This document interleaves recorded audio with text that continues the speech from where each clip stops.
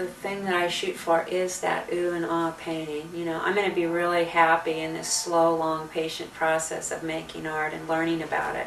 If by the time I'm 80, I've maybe made one or two paintings that I oohed and ahhed and gleefully rolled around in and on. I mean, that doesn't happen often, but small little interludes of paintings sometimes do that, you know.